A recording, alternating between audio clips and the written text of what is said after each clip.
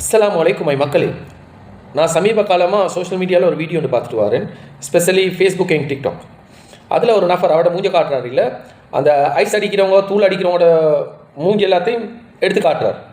எடுத்து பேர் என்ன, எத்தனை நாளாக யூஸ் பண்ணுறீங்க, இனி இதை விட்டு போடணுமா, அதை கொஞ்சம் கேட்டுவாங்க. அதுக்கப்புறம் அவருக்கு நல்ல பதில் ஒன்று நான் கொடுக்குறேன். தம்பி உங்களோட பேர் என்ன? என் பேர் யாஸ்.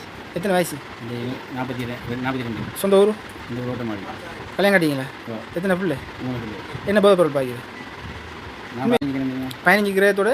சரியா, நாளைக்குன்னு சொல்லிட்டீங்க நீங்கள். நாளைக்கு நீங்கள் பிடிச்சி தாரீங்க, இல்லாட்டி இப்போ உங்களோட பிடிச்ச சாமாரிக்கு இந்த ஆதாரம் இல்லாமல் நான் உங்களை கொண்டு. தம்பி உங்களோட பேர் என்ன? ஷாபி. சொந்த ஊர்? பாலஜி. எத்தனை வயசு? 22. கல்யாணம் கட்டிங்களா? எத்தனை பிள்ளை? ஒரு பொடி 9 மாதம். நேரத்தில் அவருக்கு அவங்கள பிடிச்சானே? எத்தனை கிரேத்தில் பிடிச்சி? என் நேரத்தில் பிடிச்ச டைமில் குழம்பு இருந்து வேறு சாமான் பிடிச்சி தரேங்க. நீங்கள் 2 தரம் கொஞ்சம் இறங்க 2 தரம் செஞ்சீங்க, அது செஞ்சு தரல. இப்போ நீங்கள் சாமான் சரி, இந்த சாமான் வந்து நீங்கள் யார்கிட்ட எடுக்கிறேன்? யார்கிட்ட இங்கே வா. உங்களோட பேர் என்ன தங்கச்சி? எத்தனை வயசு? சொந்த ஊர்? உங்களோட பேர் என்ன தம்பி? தம்பி உங்களோட பேர் என்ன? மௌலை என்று? அஸ்வர் மௌலை. எத்தனை வயசு? 33. சொந்த ஊர்? கோட்டமாடி. எங்கே இருக்கிற? சமரோடி. சரி, இப்போ நீங்கள் என்னத்தில் எப்படி வட்டேன்? ஐஸ்ல. எத்தனை கிராம்? கால். கால். இந்த ஐஸ் வியாபாரம். உங்களோட பேர் என்ன? சிப்பா. சொந்த ஊர்? பழுது. இருக்கிற மம்மிக்கு அவங்க யார்? பாத்துமா. அவங்க தான் கொடுக்குறேன். இப்போ அவங்க எங்கே? நான் வீட்டில் இருக்கேன். அவங்கள பிடிச்சி தரையிலுமா அவங்களுக்கு? ஓ சூரா. சரி. தங்கச்சி உங்களோட பேர் என்ன? எத்தனை வயசு? சொந்த ஊர்? கல்யாணம் கட்டிங்களா? எத்தனை பிள்ளை இருக்கு? என்ன போதை பொருள் பாக்கிறீங்க? என்ன போதை பொருள் பாக்கிறேன்? எனக்கு தெரியும் தானே, சொல்லுங்க உண்மை. வேற தம்பி உங்களோட பேர் என்ன? அஸ்வர். அஸ்வர்? அஸ்வர் மௌலை. எத்தனை வயசு? 30. சொந்த ஊர்? சமரோடி. தம்பி உங்களோட பேர் என்ன? இண்டிகா. இண்டிகா. எத்தனை வயசு? 22. சொந்த ஊர்? கொழும்பு மருதான். கொழும்பு மாதிரி தானே. உங்களோட பேர் என்ன? சொந்த ஊர்? எங்கே? தாத்தா உங்களோட பேர் என்ன?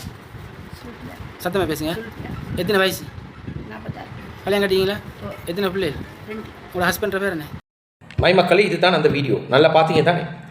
இப்போ நான் சொல்கிறது கேட்டுக்கோங்க. அந்த வீடியோ எடுக்கிற நபருக்கு நான் சொல்கிறேன், அஜியார் உங்களோட மூளையில் என்ன களிமண் ஆகிக்கிறீங்க. போலீஸோ இதோன்னு எனக்கு யாருக்குன்னு தெரியா, பட் நான் சொல்கிறது சரியா இல்லையான்னு மக்களாகிய நீங்களே யோசிச்சுக்கோங்க. ஒருத்தரை பிடிக்கிறாரு, பிடிச்சி கேட்குற கேள்வி பேர் என்ன, ஊர் என்ன, எத்தனை நாளாக பாவிக்கிறாரு, அது ஆம்பளையாக இருந்தாலும் சரி பொம்பளையாக இருந்தாலும் சரி கேட்குறாரு. கேட்டு முடிச்சு யாருக்கிட்ட சாமனம் எடுத்தார், எப்படி அறிவான கேள்வி. அப்புறம் அவன் பேரை சொல்கிறான், ஆளை பிடிச்சி தரணுமா, அவனும் பயத்தில் ஓகே நான் பிடிச்சி தரேன்னு சொல்கிறான். பாருங்க இவனோட மூளையை.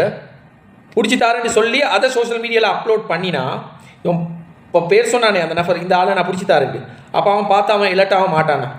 கொஞ்சம் யோசிச்சு பாருங்கள். நீங்கள் சமுதாயத்துக்கு ஏதோ சொல்ல விரும்புகிறீங்க. அது மட்டும் இல்லை, இப்படி தப்பு செஞ்சவங்க அந்த எல்லாத்தையும் வீடியோ எடுத்து சோஷியல் மீடியாவில் போடுற ரைட்ஸ் உங்களுக்கு யாரு கொடுத்தாவோ தெரியா, அவங்களுக்கு சட்டம் தெரியாதுன்னு நினைக்கிறேன். உங்களுக்கு போலீஸ் சப்போர்ட்டாக இருந்தால் அவங்களும் சேர்ந்து தான் மாட்டுவாங்க.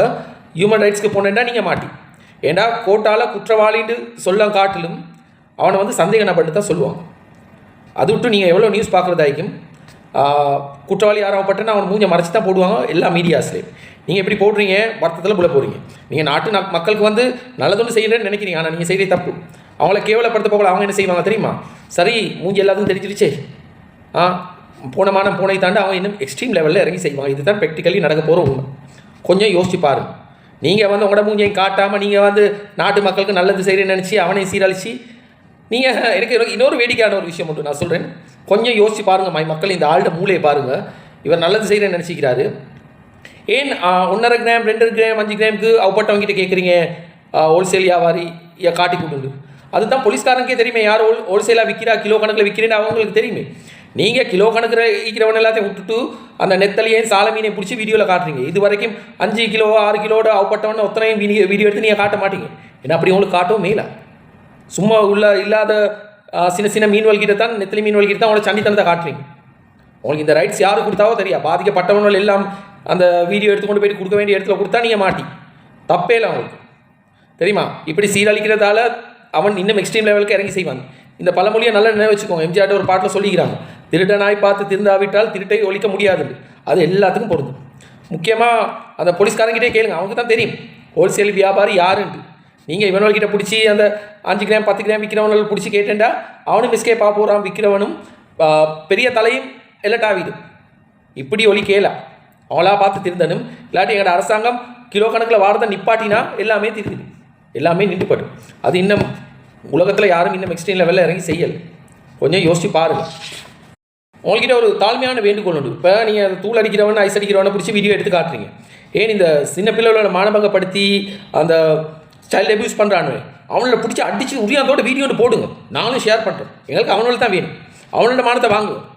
இவனோட மானத்தை வாங்குறதால உங்களுக்கு எந்த லாபமும் இல்லை, இவனோட கூடிய செய்ய தான் போகிறான் தெரியுமா. பெரியவனோட பெரிய தலைவலை பிடிச்சி போடுங்க. நீங்கள் இன்னும் நெத்தலை மீனை பிடிச்சி கொண்டு போடுறீங்க, அவங்களோட படம் எடுப்படாது. இது நீங்கள் செய்கிறே தப்பு, மாற்றிக்கொள்ள பாருங்கள், நல்லா யோசிச்சு பாருங்கள். என்னடா இது ஆளை காட்டி கொடுக்குறேன்ட்டு பேரை சொல்லி அவனை பிடிக்கிறதுக்கு முந்தையே நீங்கள் வீடியோ வந்து போடுறீங்க. அப்போ அவன் வந்து எலட்டாவி எஸ்கேப் ஆக மாட்டானா? கொஞ்சம் யோசிச்சு பாருங்கள். தலையில் என்ன இது அவனோட. எனிவே மை மக்களை ஆனவரை சொல்லிவிட்டு அஸ்ஸலாமு அலைக்கும், குட் பை.